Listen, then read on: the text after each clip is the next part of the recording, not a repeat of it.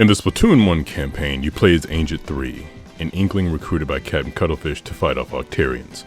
At first, when you hear it, it seems like a harmless story gimmick, squids vs octopuses, like Plants vs Zombies, just something harmless. But with hindsight, Splatoon has always been a lot deeper than it lets on. Thanks to some clever writing in Sunken Scrolls, which are the devs' way of explaining the game's lore without massive exposition dumps, we aren't just fighting Octarians for fun, we're driving them further and further from the surface. Let me explain. Hundreds of years ago, the rising sea levels caused the extinction of humanity. Yes, I'm still talking about Splatoon.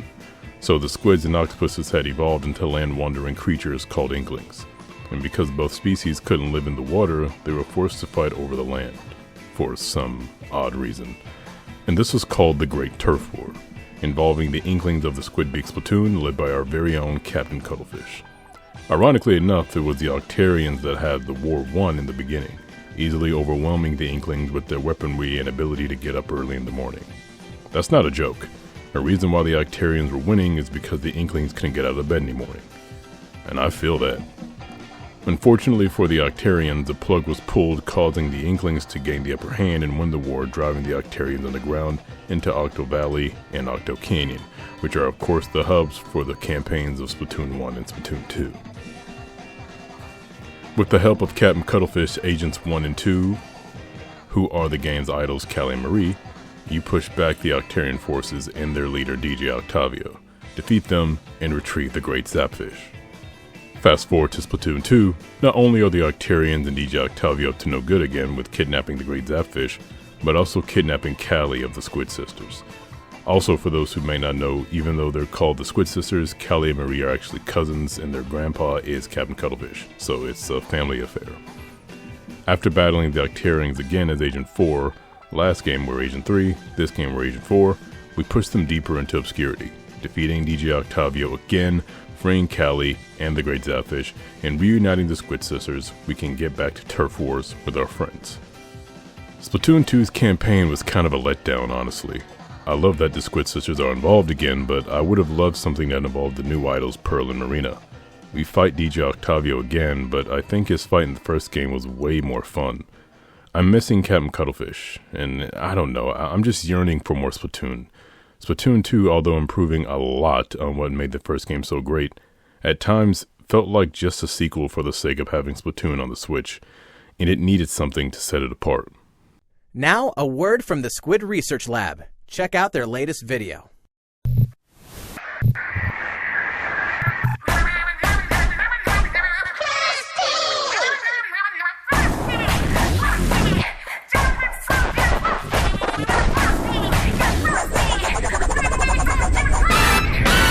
No joke, I nearly cried at the sight of more Splatoon content. The Nintendo Direct in which this trailer was shown was the same one that announced Super Smash Bros. Ultimate, but I only remember the Octo expansion reveal, and it seems like all my prayers have been answered in this trailer. Captain Cuttlefish is back, Pearl and Marina are here, and these challenges that I'm seeing, they just look so cool.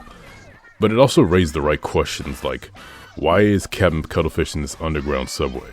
Why are Pearl and Marina in this underground subway? Why are we in this underground subway? It's been a few years, but I think I'm ready to take a trip back to the deep sea metro station.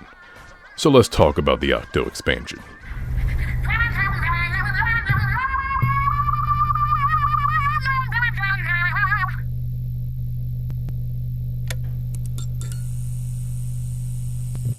Up to this point in the Splatoon games, we have exclusively been playing as squids, or Inklings, but the player character in this Octo expansion is an Octoling. Test Subject 10008, shortened to Agent 8 by Captain Cuttlefish. Get it? 8? Agent 8? Octopuses have 8 tenses. Yeah, you get it. Captain Cuttlefish is in the Deep Sea Metro after he and Agent 3 were fighting Agent 8. But after Agent 8 comes to, thanks to the Calamari incantation, Cuttlefish decides he must put the differences aside. Not only that, but he and Agent 8 have no idea where they are. After some tutorial stuff, we meet a talking telephone who tells us about the Promised Land that can only be obtained by traversing the Deep Sea Metro, which begs the question, just how far down are we? The phone gives us an access card and a CQ80. We get on the train and meet the conductor, CQ Cumber.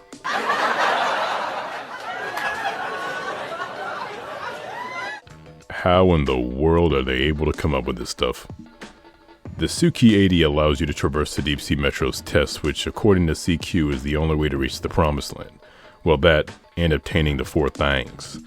I forgot to mention that Agent 8 lost their memories somehow, and each level contains a mem cake, which are just cute little collectibles that apparently help Agent 8 in their memory regaining process. And they have little descriptions, and they take the form of characters or things in the Splatoon world. Nintendo was cooking when it came to the Octo expansion. The gimmick is you traverse the Deep Sea Metro, completing tests until you regain enough of your memory to move on. There's 80 total tests, but if I remember correctly, I completed around 50 of them before I was actually able to move forward. Which is nothing new for Nintendo. They're really good at giving players the option, you know. Like, I love Splatoon, so there could have been 120 challenges, and I would have done them all with a smile on my face, except for those damn 8-ball challenges.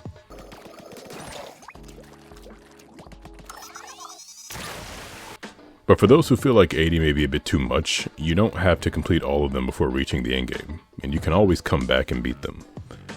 Each challenge has an entry fee that you pay for with power rigs. You obtain power rigs by just playing through the missions, or a better way is completing the missions with a more challenging weapon. Most challenges provide the player with the option to choose their weapon. Let's say you have the choice between a splatter shot, a blaster, and an octo brush. It may be easier to complete with the splatter shot, as it's an automatic weapon great for enemies, but you'll get more points if you complete it using the paintbrush, as the level design may make the paintbrush less desirable to pick. After completing the first test, Pearl and Marina respond to Cuttlefish's distress call and offer to provide assistance to Agent 8 on their test, and this is exactly what I wanted. The same way Callie and Marie became more than just the game's idols when playing the story, I wanted that for Pearl and Marina, but we got another Callie and Marie story. But the Octo expansion expands on not only the Splatoon lore, but Off the Hook as a whole. But I'm getting off topic, I'll return to them later. Once obtaining all the things, we come face to face with the telephone that has been orchestrating our journey since stepping onto the Deep Sea Metro, and he promises to send us to the Promised Land.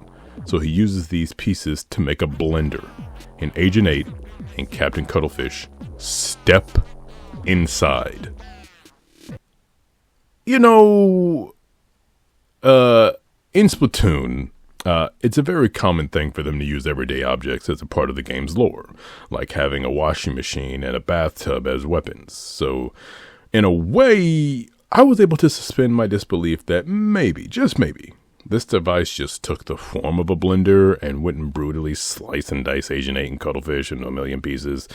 But that was like 10% of me. The other 90% wouldn't step in the blender. Because the moment they did, the lid slammed shut, and the telephone, surprise, surprise, has been the bad guy all along, and plans to slice and dice us until...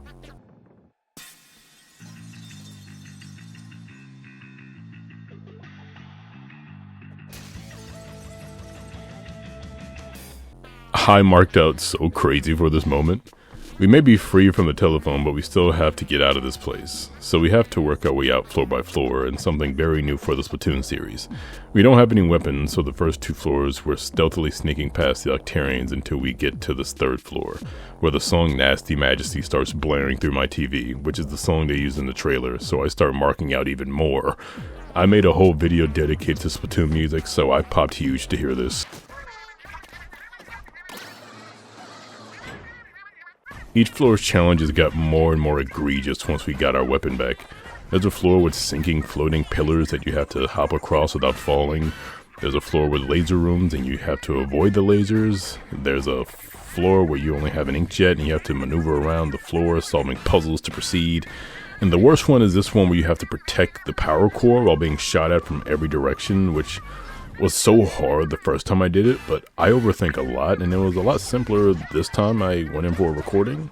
Still hate it though, but I had Off the Hook and Cuttlefish rooting for me the whole time, so it made it kind of worth it. And then we finally made it to the elevator ready to take us up to the Promised Land. After going through the 6 stages of hell, it seems like a normal quiet elevator ride to the top. Actually, it was a little too quiet.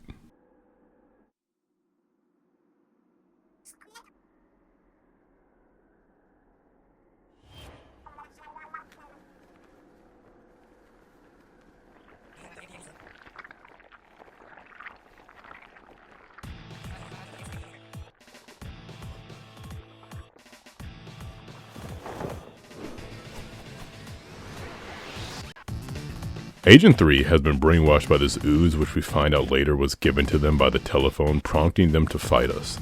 And this isn't just any regular Inkling, this is Agent 3. This guy has unlimited specials and apparently never has to refill his ink tank. And even after dying so many times figuring out their patterns and gimmicks, I was still so freaking happy because this is what I wanted. A boss fight that put up a challenge that I felt the Splatoon 2 story didn't give me. Talk about a redemption arc. After defeating and subduing Agent 3, we finally get to the top. The promised land is just within our reach. Agent 8 is finally outside and Pearl and Marina are there to help us. Oh man, if this is how it ends, this is cool. This was a fun DLC. I really hope, Nintendo does more stuff like this in the future.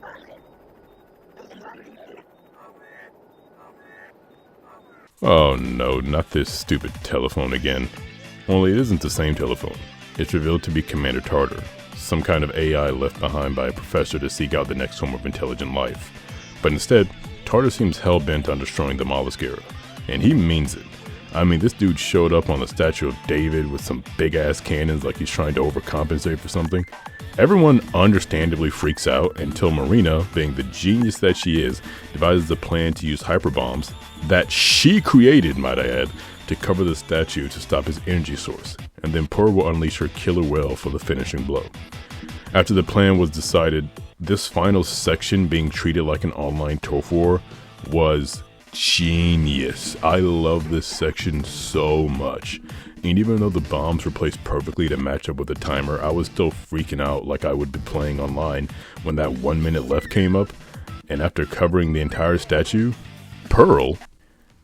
Okay, so this is like post Spuck to the Plug here. I didn't write anything for this part. I can't put into words how this part made me feel. Okay, this part of Pearl hopping off of this helicopter and bringing out like her killer whale with like this huge killer whale with this crown on top, and having like this blast off with Tartar, unleashing her. If you guys don't know, in the lore, Pearl's voice literally like it destroys things. Like she would go to the top of mountains just so she could scream and like practice that way, because she would destroy like just regular everyday like bridges.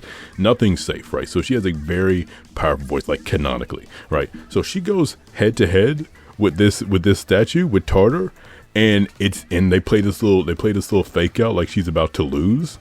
Like, Tartar like pushes and it had like the good guy bad guy screen like at the end of an online turf war, and it looks like she's about to lose, and she lets out that whale and it breaks the bar. Like the class shatters and the numbers go past like any feasible. It goes into the thousands and it ends up on numbers 8,888.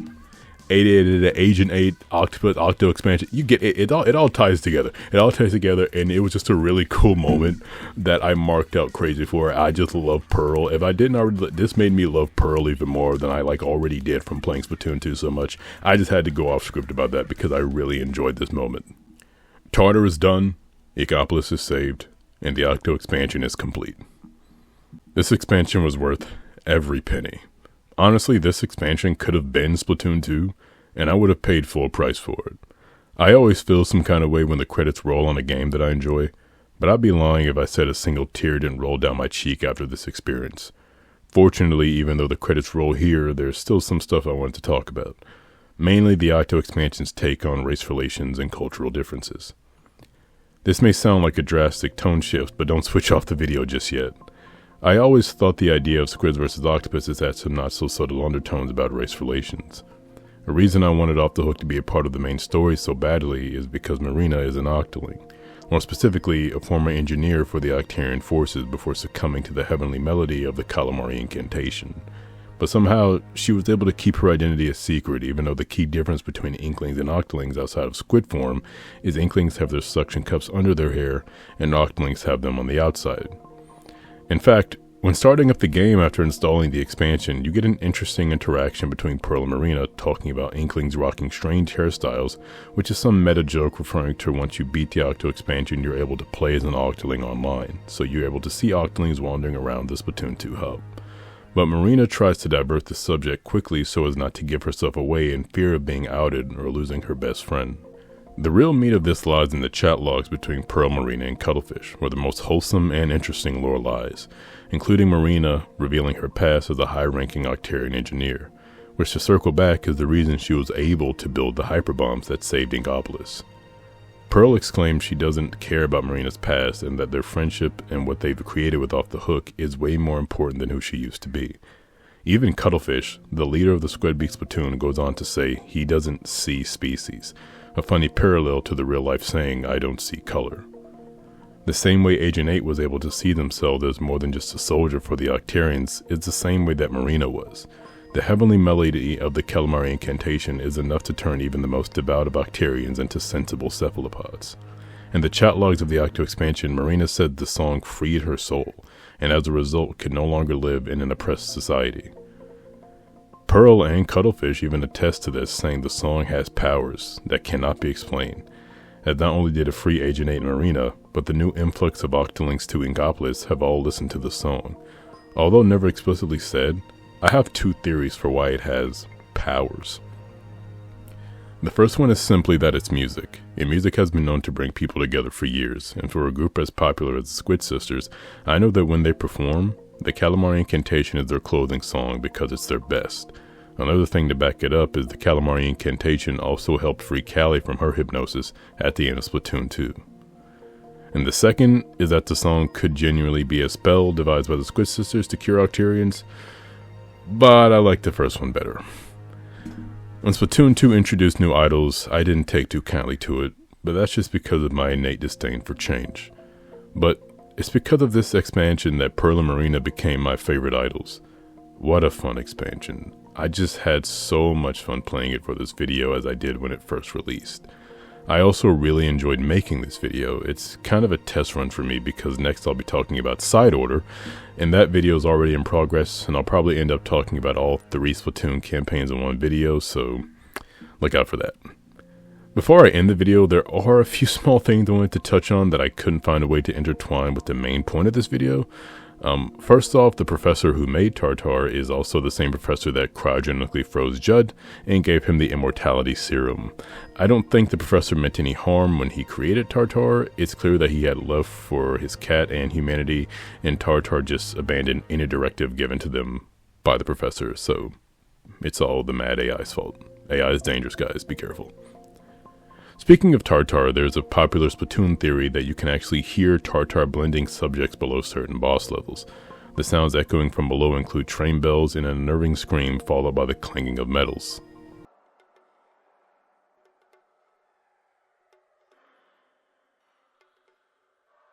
Do with this information what you will. I also forgot to mention the underground theme of the Octo expansion being heavily inspired by music in the 90s.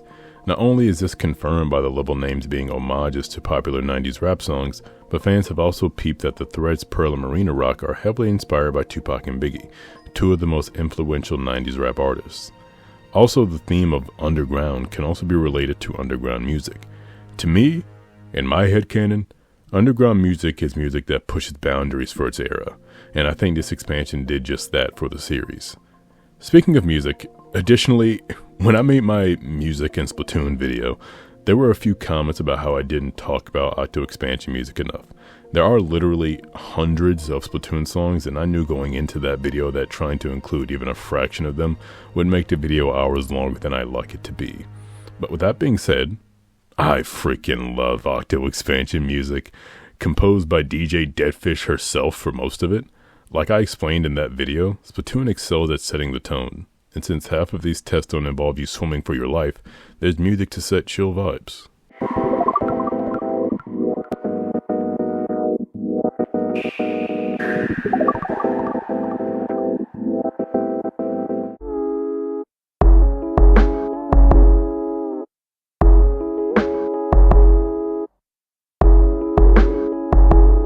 But what about the tests that are a bit more intense?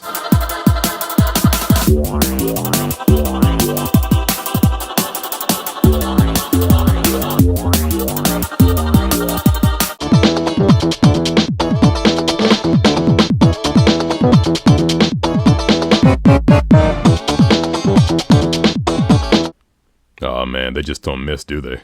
Even after failing 20 times on a test, I still can't help but bob my head every time I retry. And what about Off the Hook? They aren't just there for comedic relief and exposition. They came to show off.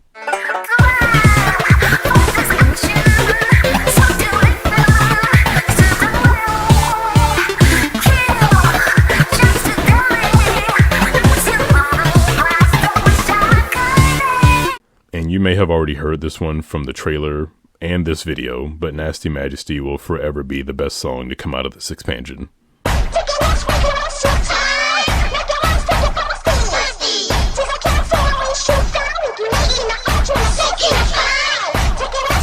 You know, I may have just lied, because there's one song I listen to more than Nasty Majesty, a song that symbolized the end of a funny, harrowing, and wholesome adventure.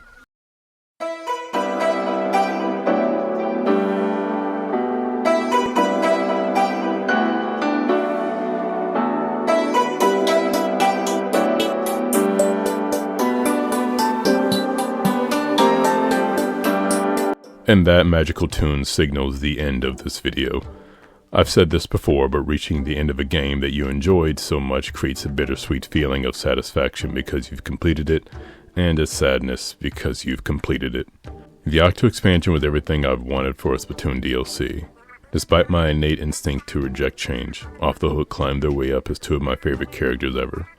The test variety and style made for a fun gameplay loop and added room for replayability, something the first game lacked, and the style worked so well they adopted it for the Splatoon 3 campaign. Speaking of Splatoon 3, I'll be talking about Side Odor very soon, so expect a lot more Splatoon content, as well as other content for those of you who aren't big fans of this series. And to those people I ask, why? I'm not judging, but I am. Thank you guys so much for watching. This video was a beast. It's one of my bigger challenges, which says a lot considering I'm working on probably will be my first ever hour video in the future. It's still a while before that one's going to come out, but I have something to kind of, ease you guys into that video, which I'll be talking about in the coming weeks. I don't know when this video will come out. I've completed it a few days now, but I still like to kind of nitpick in things and kind of adjust things, because when videos like this I really love. I really enjoyed making the music of Splatoon video, and I wanted to kind of do a follow-up to that one. I don't want to point fingers to who exactly you guys were in the Splatoon music video, but you guys did say you would come back to this video because I didn't talk about Octo expansion music, and if I have to make a whole separate video just to talk about Octo expansion music, I'll do that. But I really want to talk about the Octo expansion because it was really good, and it was my favorite thing about Splatoon 2. And if I didn't like Splatoon 2 already as a base game, in my head the Octo expansion kind of takes it up a tier and makes it one of my favorite games. Definitely better than 1, but it needed that thing to set it over the edge. So I was really glad to talk about it in this video, and I can't wait for you guys to get my thoughts on Side Order and the campaigns of all 3, because I have some more videos planned around Splatoon and other videos, like I said, so stay tuned. And I appreciate you guys so much for watching. The support you guys have been giving the past few weeks has been incredible. I recognize it, I see it, I respond to you all. Click like, share, subscribe, and stay tuned. And I never know how to end videos, but I'm gonna stop talking now. See you guys in the next one. Peace.